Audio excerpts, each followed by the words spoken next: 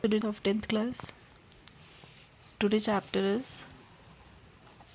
polynomials.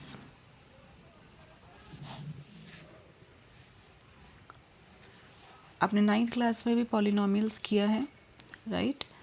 तो आपको terms कुछ पता होंगी, जैसे डिग्री क्या होती है, जो हाईएस्ट पावर होती है पॉलिनॉमियल की, highest power of polynomial. Coefficient क्या होता है? जिसका भी आपसे पूछा जाएगा, जिस वेरिएबल का कोफिशिएंट पूछा जाएगा, जैसे coefficient of X square, coefficient of Y square, तो उनके साथ क्या वैल्यू है, दैट इज़ कोफिशिएंट। जैसे कोफिशिएंट ऑफ एक्स स्क्वायर आपका ए है, कोफिशिएंट ऑफ एक्स आपका बी है, and C is the constant term, right? तो ज़ीरोज़ ऑफ द पॉलिनॉमियल, इसमें आपका एक टॉपिक है पहला, जैसे कि ज़ीरोज़ कैसे निकलते हैं बाय ग्राफिकली। मतलब आपने 9th क्लास में तो ज़ीरोज़ निकाले ही हैं, उसको ज़ीरो के इक्वल पुट करके। ज़ीरोज़ ऑफ पॉलिनॉमियल का मतलब क्या है कि उस पॉलिनॉमियल की वैल्यू ज़ीरो कब आएगी। लाइक मैं सिंपल सा एक एग्जांपल लेती हूँ कि जैसे x+2 है, अगर मुझे पूछना है कि इसमें क्या पुट करूँ x को कि ये ज़ीरो आ जाए पॉलिनॉमियल, मतलब x बहुत सिंपल पता चल रहा है इससे कि -2 पुट करेंगे तो -2 + 2 ज़ीरो होता है। तो ज़ीरो ऑफ पॉलिनॉमियल मतलब x की वैल्यू -2, तो -2 इज़ ज़ीरो ऑफ x+2, मतलब ये इसका रीज़न है ज़ीरो आने का, इसलिए ये इसका ज़ीरो ऑफ पॉलिनॉमियल है, राइट? आगे समझ में? तो वही चीज़ है, ज़ीरोज़ आपने ये लास्ट टाइम ऐसे ही निकाले थे कि इसको आप ज़ीरो के इक्वल रख के और x की वैल्यू निकाल लेते थे, ठीक है? लेकिन अब आपको ग्राफिकली बताने हैं, तो आपकी एक्सरसाइज है जो पहली, वो भी ग्राफिकली ही है। तो मैं आपको एक जनरल चीज़ें बता रही हूँ कि जैसे ये ग्राफ बनाया कोई, तो x पे जितनी जगह ये टच हुआ, दैट इज़ योर ज़ीरोज़, मतलब नंबर ऑफ़ ज़ीरोज़। मतलब इस इक्वेशन के आपके पास 3 नंबर ऑफ़ ज़ीरोज़ हैं। और एक और चीज़, जब अगर उस इक्वेशन के एक नंबर ऑफ़ ज़ीरोज़ है, इसका मतलब वो लीनियर इक्वेशन है। अगर उसके 2 नंबर ऑफ़ ज़ीरोज़ हैं तो इसका मतलब वो क्वाड्रेटिक इक्वेशन है। और अगर उसके 3 नंबर ऑफ़ ज़ीरोज़ हैं तो इसका मतलब वो क्यूबिक है, राइट? मतलब जो हाईएस्ट पावर होती है ना डिग्री, उससे पता चल जाता है कि इसके नंबर ऑफ़ ज़ीरोज़ कितने हैं। तो ये नंबर ऑफ़ ज़ीरोज़ यहाँ पर 3 रहेंगे। अब जैसे एक और अगर मैं इक्वेशन ग्राफ बनाऊँ, तो यहाँ पर x पे टच तो एक ही जगह हो रहा है ना, ये तो y पे है, राइट? तो अगर आपसे पूछा जाएगा y वाली साइड का, तो आपको y के बताने हैं नंबर ऑफ़ ज़ीरोज़। अगर x वाली साइड का पूछा जाएगा तो x का बताना है, ठीक है? तो कंफ्यूज नहीं होना है, मोस्टली x का ही पूछा जाता है। अगर वो y का बोलेंगे तो वो लिखा होगा क्वेश्चन के अंदर। तो जिस पे लाइन टच कर रही है x की, मतलब x पे जितनी बार टच कर रही है वही आंसर होगा, तो इसका आंसर 1 है। ये लीनियर पॉलिनॉमियल हुआ, राइट? अब नेक्स्ट आपका जो आप फर्स्ट एक्सरसाइज इसकी खुद कर लेना, क्योंकि बहुत सिंपल एक्सरसाइज है। जैसे इसके अंदर फर्स्ट क्वेश्चन है आपका, मैं एक ग्राफ दिखा देती हूँ आपको, ऐसे बनाओ, दिस इज़ योर फर्स्ट। यहाँ तो एक्स को टच ही नहीं कर रहा कहीं, तो इसका ज़ीरो होगा आंसर, ठीक है? नेक्स्ट वाले पार्ट में एक जगह टच कर रहा है एक्स को, तो 1 होगा। उससे नेक्स्ट में 3 जगह टच हो रहा है, तो दैट मीन्स 3 ज़ीरोज़ हैं उसके, ठीक है? तो ये नंबर ऑफ़ ज़ीरोज़ निकालने काफ़ी ईजी है, तो ये आप कर लेना, ठीक है? नेक्स्ट मैं आपको इसकी जो लास्ट एक्सरसाइज है मैं वो समझा देती हूँ, जिसके ऊपर आपके एक्स्ट्रा क्वेश्चंस भी आते हैं। वो है आपका कि रिलेशनशिप क्या है ज़ीरोज़ और कोफिशिएंट के बीच में, इनके बीच में रिलेशनशिप बता रही हूँ मैं भी, ओके? तो आप देखिए, एक जनरल इक्वेशन पहले मैं लिखती हूँ, ax² + bx + c। ये क्वाड्रेटिक इक्वेशन है, क्यूबिक अब आपके सिलेबस में नहीं है, तो आपको बस क्वाड्रेटिक इक्वेशन के रिलेशनशिप्स करने हैं ज़ीरोज़ और कोफिशिएंट के बीच में। तो मान लो इसके ज़ीरोज़ कैसे निकलते हैं क्वाड्रेटिक इक्वेशन के, बाय मिडिल टर्म स्प्लिटिंग, ये भी आपने 9th क्लास में किया है। तो इनके ज़ीरोज़ मैं सपोज़ कर रही हूँ कि 2 ज़ीरोज़ ये आएंगे, अल्फ़ा और बीटा, राइट? और कोफिशिएंट्स क्या हैं इनके, इस इक्वेशन के, ए, बी और सी। एक्स का कोफिशिएंट और ये कांस्टेंट। तो आपका इनके बीच में क्या रिलेशन रहेगा कि जो सम ऑफ ज़ीरोज़ हैं, सम ऑफ ज़ीरोज़ वो आपके हमेशा कोफिशिएंट के -b/a के इक्वल आएगा, ठीक है। ऐसे ही अल्फ़ा बीटा मतलब product of zeros, product of zeros आपका हमेशा c/a के इक्वल आएगा। मतलब आप जैसे ज़ीरोज़ निकालोगे बाय मिडिल टर्म स्प्लिटिंग, तो आपके वो दोनों ज़ीरोज़ को आप सपोज कर लो, जैसे मान लो 1 और 2 आया, यहाँ पर भी कोफिशिएंट्स लिख लो जो भी ABC की वैल्यूज़ दे रखी हैं आपको। उसके बाद आप इसके अंदर पुट करके चेक करो ये दोनों इक्वल हैं या नहीं, आएंगे ही इक्वल, क्योंकि ये वेरिफिकेशन है, ऑलरेडी वेरीफाइड है, तो ये आएगा आपका इक्वल, ठीक है। तो इससे ये वेरीफाई हो जाता है कि ये ज़ीरोज़ और कोफिशिएंट मतलब सही आए हैं आपके, जैसे ज़ीरो सही आए हैं, आपके आंसर सही आया है, तो ये वेरिफिकेशन के लिए है ये, ठीक है।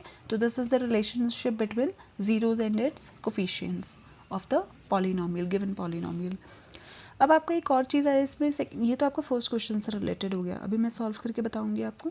सेकंड क्वेश्चन आपका है क्वाड्रेटिक पॉलिनोमियल निकालना है आपको ज़ीरोज़ नहीं, आपको सम गिवन है।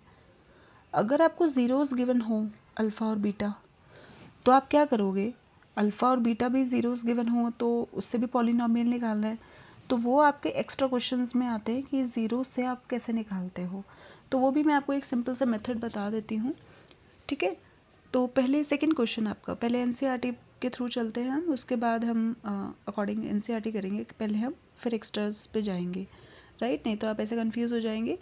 तो एनसीईआरटी का आपका क्वेश्चन है कि जैसे आपको सम गिवन है, ठीक है, और प्रोडक्ट गिवन है। ये मैं खुद से एग्जांपल ले लेती हूँ कोई, कि सम आपके पास 2 गिवन है और प्रोडक्ट आपके पास 3 गिवन है। तो एक सिंपल सा आपका पॉलिनोमियल का एक फॉर्मूला है x² - sx + p। s is sum, p is product, मतलब x² - 2x + 3, this is your quadratic equation. मतलब ये बहुत सिंपली तरीके से निकाला जा सकता है कि x² - sx + p से आप x² - 2x + 3 से इसे सॉल्व करके, मतलब सम और प्रोडक्ट की वैल्यूज यहाँ पुट करके you will form a quadratic polynomial, okay, जो कि आपका सेकंड क्वेश्चन है। तो आज हम एनसीईआरटी के अकॉर्डिंग ही करेंगे क्वेश्चन सारे, ठीक है। तो आपकी एक्सरसाइज 2.2 है, फर्स्ट पार्ट इजी है, मैं सेकंड पे चलती हूँ, आप वो खुद ट्राई करना, ठीक है। नहीं आएगा तो यू कैन कमेंट मी कि हमारा डाउट है फर्स्ट क्वेश्चन का first part, I will explain. तो 4x² - 4s + 1, आपको पहले मिडल टर्म स्प्लिट करना है। मिडल टर्म आती होगी सबको, 9th क्लास में करी है सबने। कोई दो नंबर्स जिनको प्लस करके 4 आए, मतलब जो यहाँ साइन होता है ना वो करके आना चाहिए बीच वाला नंबर, तो प्लस करके 4 आए और मल्टीप्लाई करके भी 4 ही चाहिए। कैसे पता कि ये जो दो नंबर्स होते हैं इनको मल्टीप्लाई करके पता चलता है कि हमें मल्टीप्लाई करके क्या चाहिए। तो 4 × 1 = 4, इसलिए मल्टीप्लाई करके भी हमें 4 चाहिए और ऐड होके भी 4 ही चाहिए। बट बीच में यहाँ माइनस है, तो आपको दोनों जगह माइनस माइनस लगाना पड़ेगा, तभी तो माइनस माइनस भी तो प्लस ही होता है साइन, लेकिन माइनस का लगता है, इसलिए मैंने -2s लिया। अब यहाँ पर +2s कॉमन आएगा और अंदर आएगा 2s - 1। यहाँ पर जो ये ब्रैकेट होता है ये आपका अगले दो में से जो ब्रैकेट बनेगा सेम ही आता है। तो अब आप इसमें से चेक कर लो, मैंने 2s लिख दिया, 1 लिख दिया, लेकिन ये प्लस की जगह तो मैंने यहाँ माइनस लिखा है क्योंकि यहाँ ब्रैकेट में माइनस था, तो इसका मतलब बाहर -1 कॉमन आ रहा है, तो आपके पेयर्स बन गए। अब आपको इसके ज़ीरोस निकालने हैं ना, तो आप इसको ज़ीरो के इक्वल रखेंगे। ये तो हमारी ब्रैकेट्स दोनों सेम आई हैं, तो हमारे पास s की वैल्यूज़ भी सेम आएंगी, ठीक है। ये पहली ज़ीरो है अल्फ़ा, दूसरी ज़ीरो बीटा। अब आपने अल्फ़ा और बीटा को ऐड करना है, तो 1/2 + 1/2 इज़ 1। और आपने ए बी सी की जो वैल्यूज़ थी आपकी, a is 10, b is -4 and c is 1, यहाँ से s² का कोफिशिएंट 4 a की वैल्यू, s का कोफिशिएंट -4 b की वैल्यू, c का यहाँ तो कोफिशिएंट नहीं है, c कांस्टेंट है 1, ठीक है। अब यहाँ से -b/a भी निकालना है मुझे, मतलब -b की वैल्यू -4/4, ये कैंसिल होके माइनस से माइनस कैंसिल, आंसर इज़ 1। तो देख लो आपका ये मैच कर रहा है, राइट। अब 1/2 × 1/2 करना है प्रोडक्ट ऑफ ज़ीरोज़, तो 1/4, राइट। अब आपने c अपॉन a करना है, c की वैल्यू 1, a की वैल्यू 4, तो हेंस प्रूफ्ड। क्वेश्चन में यही बोला था कि वेरीफाई करिए relationship between zeros and it's coefficients, तो वही सॉल्व किया मैंने। आ गया सबको समझ में। अब third part, 6x square minus 3 minus 7x, ये आपने 9th क्लास में देखा होगा कि जब भी मिडिल टर्म स्प्लिटिंग करनी है तो ये डिक्रीजिंग ऑर्डर में होना चाहिए ना, तो आपका बड़े से छोटा होना चाहिए। तो ये तो x बाद में चला गया तो इसको आप शिफ्ट कर लेंगे विद साइन, ऐसे नहीं कि सिर्फ 7x शिफ्ट किया, विद साइन ये स्टेटमेंट इधर से उधर शिफ्ट हो जाएगी। ओके, अब आपको मल्टीप्लाई करके 18 चाहिए और माइनस करके 7 चाहिए, तो 9 2 ज़ा 18। आंसर बीच में माइनस का है ना, तो बड़े नंबर के साथ माइनस का लगेगा, क्योंकि जब माइनस करके कोई चीज़ चाहिए तो वो बड़े नंबर के साथ वो साइन लग जाएगा जो जिसमें आपको आंसर चाहिए। यहाँ माइनस में चाहिए तो माइनस बड़े नंबर के साथ लगेगा, तो 9 2 ज़ा 18। इन दोनों में कॉमन 3, ये सेम ब्रैकेट आ जाएगा यहाँ, +1, तो 3x + 1 2x - 3। ओके, अब आपके ज़ीरोज़ कैसे निकलेंगे, इनको ज़ीरो के इक्वल पुट करके। x की वैल्यू -1/3 शिफ्ट होगा, फिर 3 डिवाइड में जाएगा और यहाँ पर प्लस इधर और 2 नीचे। This is alpha, this is beta. a की वैल्यू 6, b की वैल्यू -7, c की वैल्यू -3, राइट। अब आपने alpha plus beta is equal to -b/a करना है और alpha into beta is equal to c/a करना है। -1/3 + 3/2, इनकी वैल्यूज़ आपको सब्स्टिट्यूट करनी है। 1/3 into 3/2 is equal to c की वैल्यू और a की वैल्यू। कैंसिल, ये कैंसिल नहीं होगा, एलसीएम आएगा। 9 - 2 हेंस वेरीफाइड, या -1/2 ये कटेगा एंड -1/2 ये भी वेरीफाइड।